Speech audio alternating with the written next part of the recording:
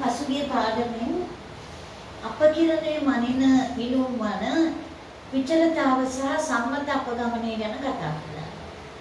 අපි ගැටලු කීපයක් ඉදා හැදුවා. එයින් එකක් මම අද ලියනවා අපි එදා අන්තිමට කරපු ගැටලුව විචලතාව සහ සම්මත අපගමනය සොයන්න කියලා අසමෝහිත සංඛ්‍යාත ව්‍යාප්තියක් මම දැම්මා. මම මේ ගැටලුව අද වෙනත් ක්‍රමයකට හදන්න යන්නේ නිසා එක දානවනකට 2 3 4 xi තීරේ 5 6 7 8 9 ඉප්පයිව සංඛ්‍යාත තීරේ 3යි 5යි 10 18 25 20 12 අපි පසුගිය පාඩමේ කරපු සූත්‍ර ටික මතක් කරලා බැලුවොත් සංඛ්‍යා කාණ්ඩයක විචලතාව සඳහා සූත්‍රය අපි ලබා ගත්තා සිග්මා xi ඍණ x භාග වර්ගය i සමාන 1 සිට n බෙදීම n කියලා. විචලතාවය ඒවා සිග්මා වර්ගය. සම්මත අපගමනය කියන්නේ විචලතාවයේ වර්ගමූලයට. ඒකේ අපි කතා කළා එදා මේ x බාට හොඳ උත්තරයක් ආවොත් මේ සූත්‍රය හොඳයි. හැබැයි x බාට දශම ගණනුත් ආවොත් මේ සූත්‍රය සංකීර්ණ වැඩි කියලා. එතෙන්දී අපි මෙයව සුළු කරලා නැවත උත්තරයක් ගත්තා සමීකරණයක් සිග්මා xi වර්ගයට n i සමාන 1 සිට n ඍණ x භාග වර්ගය කියලා. එතකොට මේ සූත්‍ර දෙක පමණයි අපිට සංඛ්‍යා කාණ්ඩයක් සඳහා විචලතාව හොයන්න උදව් කරගන්න පුළුවන්. ඊළඟට අපි කතා කළා අසමෝහිත සංඛ්‍යාත ව්‍යාප්තියක විචලතාවය. අසමෝහිත සංඛ්‍යාත ව්‍යාප්තියක විචලතාව සඳහා අපේ සූත්‍රය සිග්මා fy xi ඍණ x භාග වර්ගය i සමාන 1 සිට n බෙදීම n. අර කතාව මෙතෙන්දී අපිට ආවා x බාට හොඳ උත්තරයක් ආවොත් يعني පූර්ණ සංඛ්‍යාවක් ආවොත් මේ සූත්‍රය හොඳයි. නමුත් x බාට දශම ගණනුත් ආවොත් සංකීර්ණ වැඩි කියලා. ඒ නිසා අපි මේක සුළු කරගෙන මේ වගේ තැනකට ආවා. සිග්මා fy xi වර්ගයට n ඍණ x භාග වර්ගය කියලා සිග්මා වර්ගයට සුළු කරලා මේ උත්තරේ ගත්තා. ඒ අවස්ථා සඳහා අපි ගැටලු විසඳුවා. අද මම කියලා දෙන්න යන්නේ මේකත් වඩා සරලව අපිට අපගමනයේ භාවිතා කරලා අසමෝහිත සංඛ්‍යාත ව්‍යාප්තියක විචලතාව හොයන සූත්‍රයක් ලබා ගන්න පුළුවන්. අපි ඒක ලබා ගන්න මෙතනින්මයි. දැන් අපි බලමු මෙතනින් පටන් අරගෙන අපගමන සූත්‍රය අරගෙන මේ ගැටලුව විසඳන්න. මම එහෙනම් මේ සූත්‍රය ගන්න යන්නේ මේ සූත්‍ර ගන්න විදිහත් ඔයාලා පුරුදු වෙන්න ලියලා මෙතන නිතරම i සමාන 1 සිට n කියන එක නොදැම්මත් ප්‍රශ්නයක් නැහැ. fy xi වර්ගය බෙදීම n ඍණ x භාග වර්ගය. ඔතනින් පටන් ගන්න. අපගමනය කියන්නේ di. ඒ කියන්නේ xi ඍණ a. xi ඍණ a. සෑම අගයක්ම අර උපකල්පිත මධ්‍යන්නේ කොපමණ ඈත් වෙලාද කියන එක. දැන් මම xi වෙනුවට ආදේශ කරනවා සිග්මා fi di ධන a වර්ගය යට n ඍණ x බා වර්ගය වෙනුවට අපි දානවා x බා වෙනුවට අපි අපගමනයේදී සූත්‍රයක් උදව් කරගෙන තියෙනවා මෙන්න මේ ආකාරයට. x බා සමානයි a ධන සිග්මා fy di බෙදීම සිග්මා fy ඉවත් n කිව්වත් කමන්නේ. අපි මෙතන x බාට දැන් දාන්නේ අර සූත්‍රය. වරහණ ඇතුලේ a ධන සිග්මා fy di බෙදීම n ගේ වර්ගය ලියන්න. දැන් පැහැදිලිද බලන්න මෙතනින් පටන් ගමු. ඒක අපි දන්න මූලික සූත්‍රය අසමෝහිත සංඛ්‍යාත ව්‍යාප්තියකට. ඒකේ අපි මේ xi වෙනුවට අපගමනයේ සූත්‍රයක් දැම්මා. එහෙමනම් x බා වෙනුවට අපගමනයේ තියෙන සූත්‍රය දැම්මා. දැන් මම මේවා සුළු කරලා බලන්න. සිග්මා fi di වර්ගය ධන a වර්ගය ධන දෙවරක් dia බෙදීම n ඍණ a වර්ගය ධන සිග්මා fi di බෙදීම n ගේ පූර්ණ වර්ගය මේ දෙන වැඩි වෙලා දෙගුණය 2a වරක් සිග්මා fi di බෙදීම n කියලා ලැබෙනවා. ඊටම කල්පනාවෙන් පැහැදිලිව ඒ සුළු කිරීම අපි කරගන්න ඕනේ. දැන් මම මේ වරහන අයින් කරන්නම් සිග්මාගෙන් වෙන වෙනම වැඩි කරලා. සිග්මා fi di වර්ගය යට n. n කියන්නේ අර සිග්මා fi කියන එකමයි. ධන ඒ වර්ගය පිටට අරගෙන සිග්මා fi බෙදීම n. ධන 2a පිටට අරගෙන සිග්මා fi di බෙදීම n. වරහන අයින් කරලා ඍණ a වර්ගය. ඊළඟට මට එනවා ඍණ සිග්මා fi di වර්ගය යට n. ඊළඟට ඍණ 2a වරක් සිග්මා fi di බෙදීම n. මම වරහන් අයින් කළා මේ පේලියට ආවා. දැන් අපිට පේනවා මේ සිග්මා fi කියන්නේ nට. එහෙනම් එතන මට එනවා a වර්ගය. a වර්ගයට මේ වර්ගය කැපිලා යනවා. ඒ වගේම මෙන්න මේ පදේ නැවත මෙතන තියෙනවා a දෙන්නක් කැපිලා යනවා. මට ඉතුරු වෙන පදය ලියුවොත් මෙන්න මේ ආකාරයට එන්න සිග්මා වර්ගයේ උත්තරය. බලමු. සිග්මා වර්ගය සමානයි සිග්මා fi di වර්ගය යට ඒ වර්ගයට ඍණ ඒ වර්ගයේ කැපෙනවා මෙයත් n මේ පද දෙකක් කැපෙනවා ඍණ සිග්මා fi di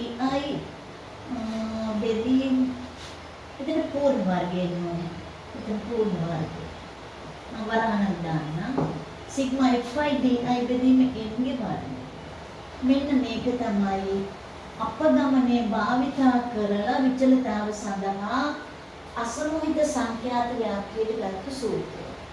අපි බලමු දැන් අපි පසුගිය පාඩමෙන් මේ ගැටලුව විසඳුවා අර එදා සූත්‍ර මූලික සූත්‍ර ටික ඍජු ක්‍රමයෙන්. ඒ උත්තරේ මට ආවා එදා සිග්මා වර්ගයට මෙන්න මේ ආකාරයට. 2.8යි සිග්මාගේ උත්තරේ 1.6යි. අපි අද බලමු අපගමනයේ සූත්‍රය භාවිතා කරලා අරිට වඩා සරලව ඉක්මනට උත්තරේ ගන්න අපිට පුළුවන් වේද කියලා. එහෙනම් අපි සූත්‍රයේ පැත්තකින් ලියලා තියාගන්න. සිග්මා වර්ගයේ සමානයි සිග්මා fi di වර්ගයට n. වෙන සිග්මා fi di බෙදීම n ගේ පූර්ණ වර්ගය. එහෙනම් මට මේකේ di තේරේ අවශ්‍ය වෙනවා. di හොයන්න උපකල්පිත මධ්‍යයනයකට අවශ්‍ය වෙනවා. di කියන්නේ xi ඍණ 1. එහෙනම් මම සෑම අගයකින්ම ඒ අඩු කරලා ඒ සමානයි 5යි උපකල්පිත මධ්‍යයනය. මට එනවා ඍණ 3, ඍණ 2, ඍණ 1, බිංදුව 1 2 3 4 ඊළඟට මට අවශ්‍ය පේලි තමයි fi di. ඍණ 9, ඍණ 10, නැවත ඍණ 10 බිංදුව 25, 40, 36, 28. නැවත මට ඕන fi di වර්ගය. එහෙනම් මේ දෙන්නා වැඩි කළොත් fi di වර්ගය එනවා. fi di නැවත di ගෙන් වැඩි කළ විට fi di වර්ගය එනවා. 27, 20, 10, බිංදුව 25, 80, 108. ඊළඟට එනවා 32යි 112යි. දැන් මම සූත්‍රයට ගලපන්න මේගොල්ලන්ගේ එකතුව මට අවශ්‍ය වෙනවා. එකතු කළොත් මට එනවා 5යි 11යි 19යි ඉතුරු 1. 3යි 7යි 10යි 12යි. ඍණ පිටපත ටිකේ 29ක් එනවා. එහෙනම් මම සුළු කළොත් මෙතන එන්නේ 100යි. අපි මෙතෙන් යමු. 7යි 12යි 20යි 22යි. ඉතුරු දෙක. 6යි 7යි 9යි 17යි 18යි ඉතුරු එකක් 3යි. 382ක් මටාවා එකතු. එහෙනම් මම දීලා සූත්‍රයට ගලපන්න. සිග්මා fy di වර්ගයට 382 බෙදීම 100 ඍණ සිග්මා fy di ට ආවමට 100 100 බෙදීම 100 වර්ගය. මෙතන මට එනවා 3.82 ඍණ 1 වර්ගය 1යි 2.82 එදත් අපිට ස්කෘජු ක්‍රමයට 2.82 ඇවිල්ලා තියෙනවා. නමුත් මං හිතන්නේ ඔයාලා එදා ඒ ගණන හදද්දී මීට වඩා වෙලාවක් ගත වුණා. ඒ වගේම සුළු කිරීමුත් ඊට වඩා සංකීර්ණයි. එහෙනම් අපිට අසමහිත සංඛ්‍යාත ව්‍යාප්තියක විචලතාවය හොයන්න අපගමන ක්‍රමේ වඩා හොඳ බව පේනවා. එහෙනම් අපි අද බලමු සමහිත සංඛ්‍යාත ව්‍යාප්තියක විචලතාවය හොයන්න. සමහිත සංඛ්‍යාත ව්‍යාප්තියක විචලතාව සිදුවේ.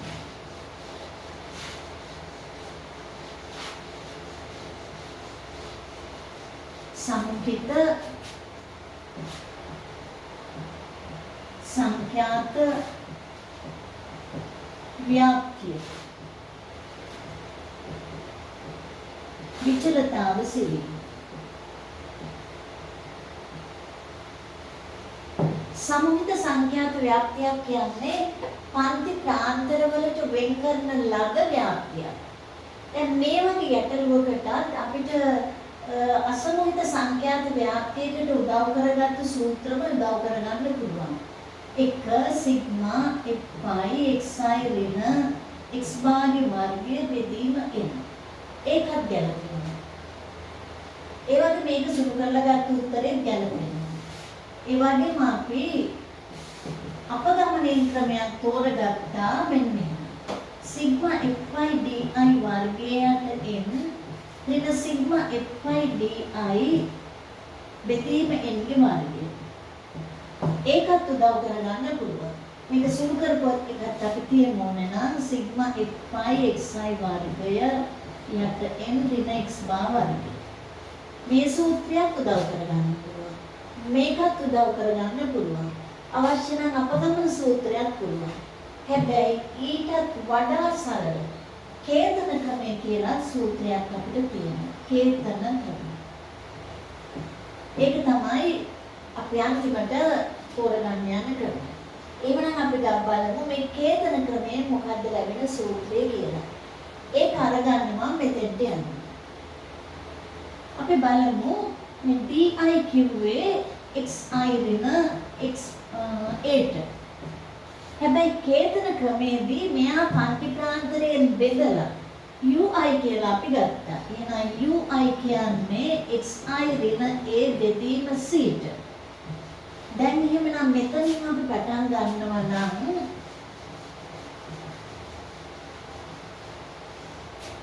අපි බලමු සිග්මා වර්ගය සමානයි සිග්මා fy xi වෙනුවට මම දැන් දානවා මෙතනින් ui වරක් c ධන a සමානයි xi ට දාන්නේ c වරක් ui ධන a ගේ වර්ගය බෙදීම n ඍණ x බා වර්ගයට x බා වර්ගයටත් අපි දාන්න ඕන එහෙමනම් කේතන ක්‍රමයේ සූත්‍රය. කේතන ක්‍රමයෙන් අපි ලබා ගත්තා සූත්‍රයක් a ධන සිග්මා fy ui බෙදීම n වරක් c කියලා. එයාගේ වර්ගය එන්න ඕනේ. හරි. දැන් අපි මේක සුළු කරලා කේතන ක්‍රමයේ සූත්‍රය ලබා ගන්න. එහෙනම් සිග්මා fy වරක් c වර්ගය ui වර්ගය ධන a වර්ගය ධන දෙවරක් c වරක් a වරක් ui බෙදීම n මෙයාව වර්ග කළා. ඍණ ඒ වර්ගය ධන සිග්මා fy ui බෙදීම n වරක් c ගේ වර්ගය. ධන දෙවරක් c වරක් සිග්මා fy ui බෙදීම n කියලා එනවා. පරහන වහම. ඒ අකුරකුත් එන්නේ. දෙවරක් මෙතන ඒ කරලා. දැන් අපි බලමු මේ වරහන් අයින් කරලා. සිග්මා fy c වර්ගයේ මම පිටට ගන්නම්. ui වර්ගයේ යටේ. ධන සිග්මා ඒ වර්ගයේ පිටට අරන් සිග්මා fy බෙදීම n. ඒ වර්ගය පිටින් තියෙනවා. ධන සිග්මා fy දෙකයි c1 පිටට ගන්න පුළුවන්. සිග්මා fy ui බෙදීම n. ඍණ ඒ වර්ගය. ඍණ සිග්මා fy ui බෙදීම n ගේ වර්ගය c වර්ගයක් පිටින් තියෙනවා. නැවත එනවා ඍණ 2ca සිග්මා fy ui බෙදීම n. අපි දැන් බලමු මෙන්න මෙයාගේ උත්තරේ n සිග්මා fy කියන්නේ n. ඒ වර්ගයට මේ වර්ගය කැපෙනවා. ඒ වගේම මෙන්න මේ පද දෙක කැපිලා යනවා. එහෙමනම් මට සිග්මා වර්ගයේ විචලතාවට එනවා මෙන්න මේ උත්තරේ. c වර්ගය සිග්මා fy ui වර්ගයේ යට එන. ඍණ සිග්මා fy ui බෙදීම n ගේ වර්ගය වරක් c වර්ගයේ කියලා. c වර්ගය පිටට ගත්තොත් සිග්මා fy ui වර්ගයට n ඍණ සිග්මා fy ui යට n ගේ පූර්ණ වර්ගය කියලා අපිට සූත්‍රය ලැබුණා. මෙන්න කේතන ක්‍රමයේ සූත්‍රය. එනයි සුළු කිරීම සංකීර්ණ වුණාට ඔයාලට තේරෙන්නේ නිකන් ප්‍රසාරණය කරන්න කැපෙන පද කපන්න අවබෝධයක් ඇතුව සූත්‍රය ලබා ගන්න පුරුදු වෙන්න. අපි ඒක ගැටලුවක් හදලා බලමු.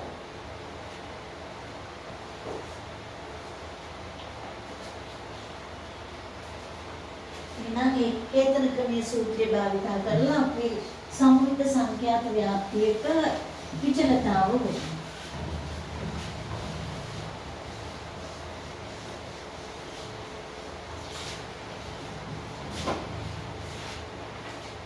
දෙනවා මෙන්න මේ ගැටලුව. පන්ති ප්‍රාන්ත 65 75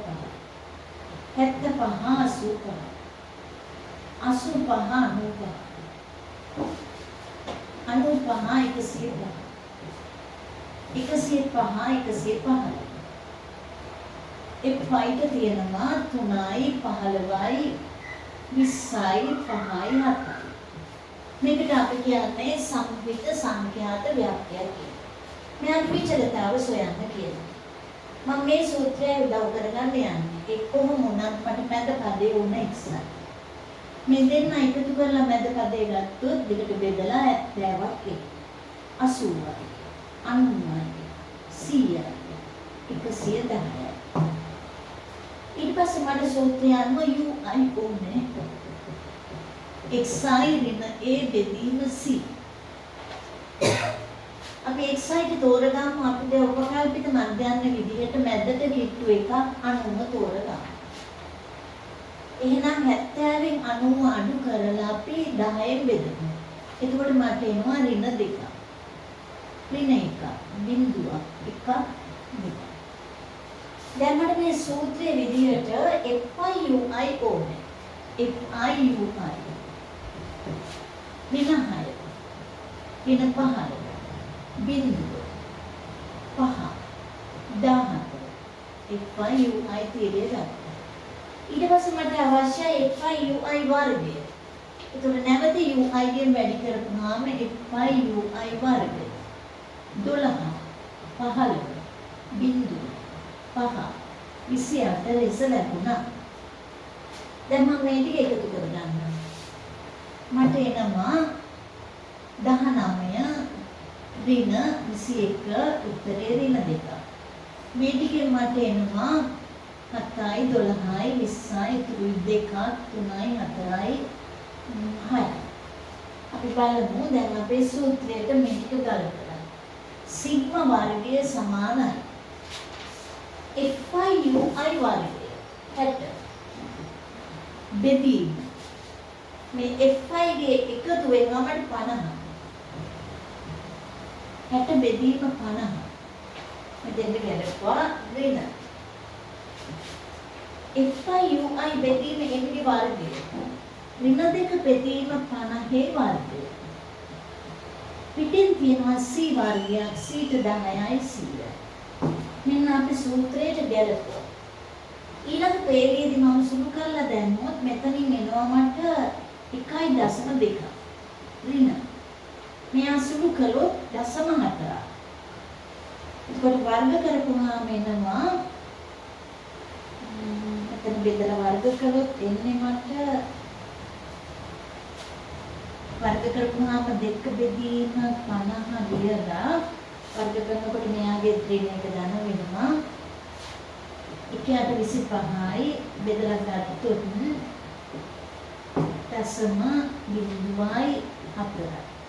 එයා වර්ග කරනකොට මට එනවා 0.001.6. පිටින් 100. එහෙනම් අපේ තව ටිකක් සුළු කරලා උත්තරේ කියන්න. සිග්මා වර්ගය සමානයි 1.2න් 0.006 අඩු කරලා 100 වැඩි කරපුවාම 119ක් කළේ තියෙනවා. 119. ඒක සුළු කරලා බලන්න පුළුවන්. සිග්මාගේ උත්තරේ 10.8ක් ආසන්න වශයෙන් තියෙනවා.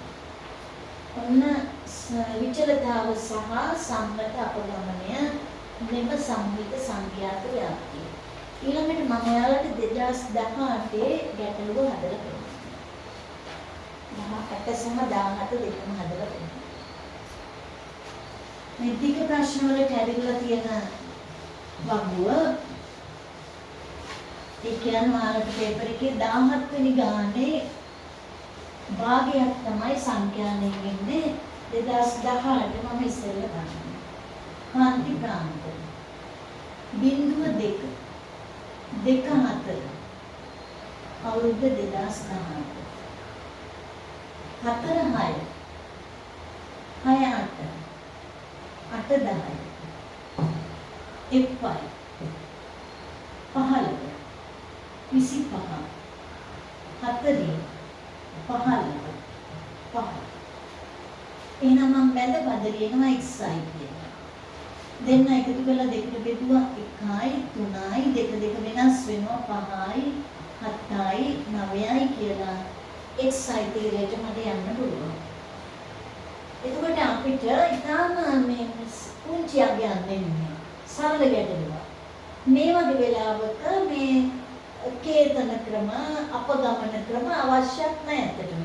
එහෙනම් මට සිග්මා වර්ගයට මෙන්න මේ උත්තරේ තෝරගන්නත් පුළුවන්. සිග්මා fy xi වර්ගය බෙදීම n ඍණ x බා වර්ගය කියන එක තෝරගන්න පුළුවන්.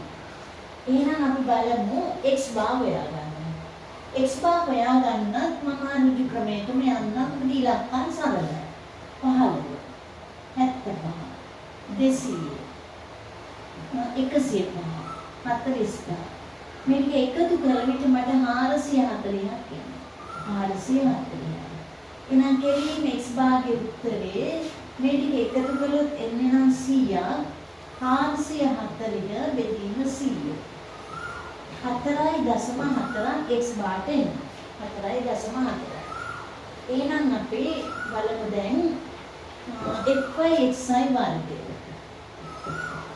දෙන්න වැඩි කළොත් 15යි 225යි 10යි මෙතන එනවා මට 735ක් ඊළඟ පේළිය 405ක් එනවා එකතු කළ විට 2380ක් එහෙනම් මම සූත්‍රයට ගලපනවා දැන් 2380 බෙදීම 100 ඍණ 4.4 වර්ගය මෙතෙන්ට එනවා මට 23.8.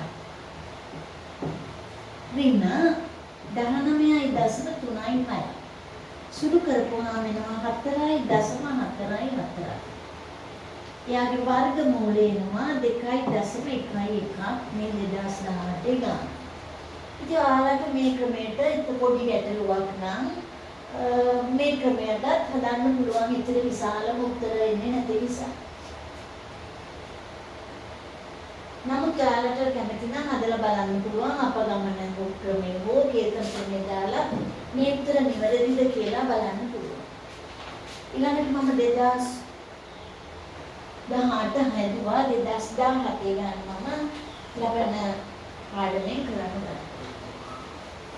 ඔයාලට පුළුවන් ටියුට් එක දාලා තියෙනවා. ටියුට් එකේ ගැටළු වල අපි දැනට හොයපු මේ මිනුම් ටික හොයලා බලන්න අපිට පුළුවන් ඊට පස්සේ ඒවා හරියට වැරදිද කියලා උත්තර දාන්න.